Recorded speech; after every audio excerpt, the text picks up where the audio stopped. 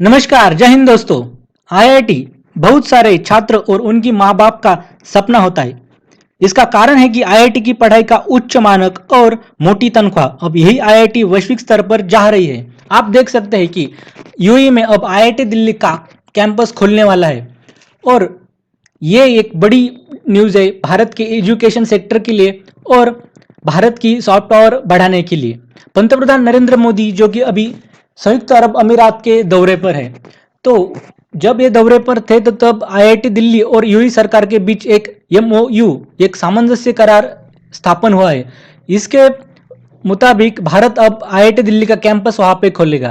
क्या ये पहली आईआईटी का कैंपस है विदेश में? तो नहीं, ये दूसरा विदेशी कैंपस है और ये अबू धाबी जो कि दूसरा बड़ा शहर है यूएई का, तो वहां पे स्थापन होने वाला है। तो पहला आईआईटी कौन से देश में स्थापन हुआ? तो उसका नाम है तंजानिया, जो कि अफ्रीकन देश है। तो आईआईटी मद्रास वहां पे एक अपना कैंपस इस्टेब्लिश करने वाली है और ये पिछले सप्ताह इस डेवलपमेंट हुई है और शिक्षण मंत्रालय और उनके जो तंजानिया के अधिकारी थे उनके बीच ऐसा करार हो चुका है। तो अब अबू धाबी दूसरी आईआईटी होगी और पहली तंजानिया में है जो कि मद्रास इस्टेब्लिश कर रहा है। और जो तंजानिया का जो कैंपस है वो अक्टूबर में खुलने वाला है। अब जो तंजानिया का भी हो गया और जो दुबई का जो कैंपस होगा यानी कि जो अबू धाबी में होगा, तो उस कैंपस में आर्टिफिशियल इंटेलिजेंस, कंप्यूटर साइंस, स्वास्थ्य सेवाएं, गणित, कंप्यूटर साइंस, इन जैसे जो अभ्यासक्रम है, पढ़ाई के जो सब्जेक्ट है उनमें पढ़ाई होने वाली है। और जो इसका जो संचालन होगा पूरे प्रोसेस का, पूरे एकेडमिक्स का, तो आईआईटी दिल्ली करने वाला है और जो डिग्री जो प्रदान वो भी आईआईटी दिल्ली ही करने वाली है। तो एक आईआईटी दिल्ली का ही एक एक्सटेंडेड वर्जन हम देख सकते हैं इसको।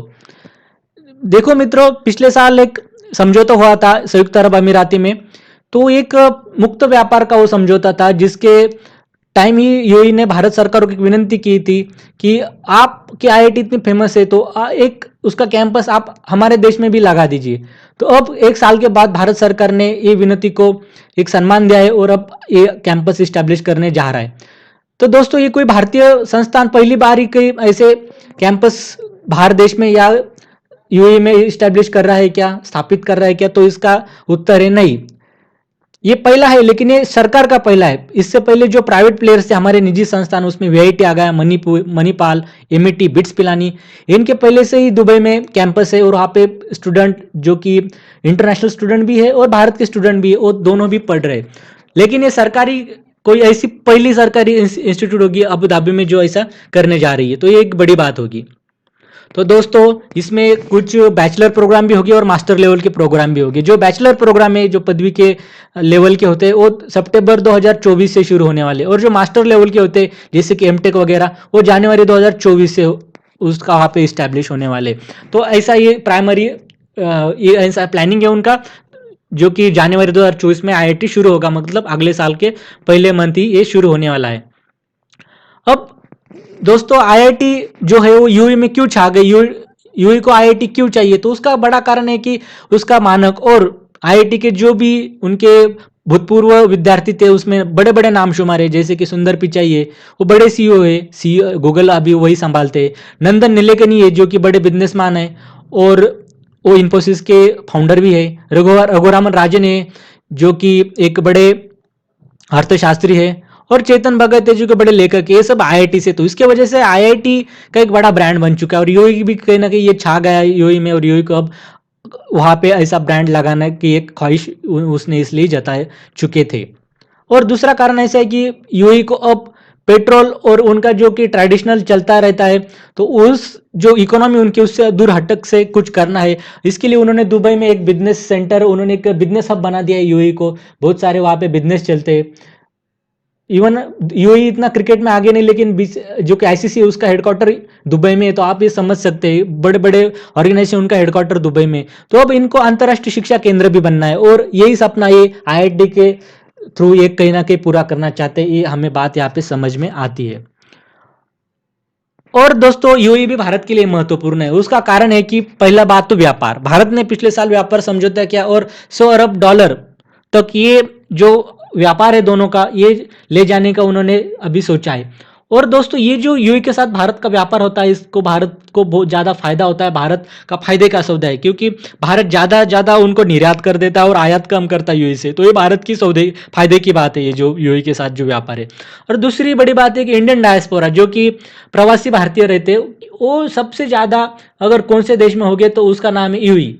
तो यूएई में होने की वजह से भारत के यहाँ पे स्टेक बढ़ जाते हैं। ये जो लोग वहाँ पे रखते हैं वो रिमिटेंस यानी कि जो बचत किया हुआ पैसा भारत में भेज देते। इससे वजह से भारत को एक ढंग से बहुत सारी जो फॉरेक्स रिजर्व होता है, तो फॉरेक्स रिजर्व जो डॉलर्स मिलते हैं वो ज़्यादा डॉलर्स इस देश से मिलते हैं, जो कि वहाँ पे हमारे जो लोग रहते हैं वो भेजते हैं। तो उसके वजह से हमें यूएई का बहुत सारा महत्वपूर्ण है। और इस डेवलपमेंट से आईआईटी ब्रांड को भी फायदा होगा और आईआईटी ब्रांड भी अब आगे चले जाएगा यूएई के थ्रू। और ये बात अगर आईआईटी का कैंपस कई यूरोपियन देश में लगता है तो ये सरप्राइजिंग बात अब नहीं होगी, ये हम कह सकते हैं, क्योंकि यूएई भी एक अच्छा खासा देश है। लेकिन दोस्तों कुछ चिंताएं भी इसमें है। तो चिंताएं कौन कौन सी? पहली बात है कि हम सीईटी पर एग्जाम देते हैं आईआईटी के लिए, जिसका नाम होता है आईआईटी जेई। तो ये काफ़ी कठिन होती है। अगर यूएई में ये एग्ज़ाम होगा तो क्या यही एग्ज़ाम के थ्रू एडमिशन होगा, या अगर दूसरी एग्ज़ाम अगर आप सेपरेट लेते हैं इस कैंपस के लिए तो उसकी जो हार्डनेस होगी, जो उसका जो काठिन्य दर्जा होगा, कितना कठिन होगी, तो वो आसान होगी क्या नहीं। अगर वो आसान होती है तो इसके आईआईटी का जो मानक है, आईआईटी का जो स्टैंडर्ड है, उसको बड़ी चोट पहुंचेगी। तो ये एक घंटे की हम सूचना कह सकते हैं अगर आसान एग्जाम कर देते हैं तो। दूसरी बात है कि भारत में आईआईटी में आरक्षण लागू है, इसकी वजह से पिछड़े वर्ग पढ़ पाते हैं, उनको एक मौका मिलता है। लेकिन अगर ये फॉरेन में ऐसे आईआईटी लगने लगे तो इनमें भी आरक्षण रहेगा, क्योंकि फॉरेन सॉइल पे अगर यूएई का लॉ चलेगा वहाँ पे कुछ ना रिजर्वेशन के बारे में, और उसके वजह से अगर ये आरक्षण नहीं लगता तो फिर पिछड़े वर्गों पे ये कहीं ना कहीं तो भी हम अन्याय कह सकते हैं। तो ये बात भी यहाँ पे अनुत्तरित है अभी। और तीसरी बात ऐसी कि पाकिस्तान का एंगल है, क्योंकि अगर ये इंटरनेशनल कैंपस होता है और अगर सपोज कुछ स्टूडेंट है कुछ परसेंटेज में उनको अगर अलाउ करते हैं इंटरनेशनल, तो पाकिस्तानी छात्र वहाँ पे उनको एडमिशन वो मिल पाएगा। अगर मिल पाते तो ये भारत के कहीं ना कहीं एक, हम पाकिस्तान को एक शत्रु राष्ट्र मानते हैं, तो कहीं ना कहीं एक खतरे की घंटा हो सकती है भारत के लिए। तो ये सब हमें अनुत्तरित प्रश्न है, तो इनके शायद ये जवाब जल्दी मिल जाएंगे, ऐसी उम्मीद करते हैं। आप ये वीडियो यहाँ पे खत्म होता है। आपकी क्या राय है इस आईआईटी दुबई में जो कि अबू धाबी में खुलने जा रही है उसके बारे में? तो आप कमेंट सेक्शन में जरूर बताएंगे। फिर मिलते हैं अगले वीडियो में, तब तक के लिए थैंक यू, धन्यवाद।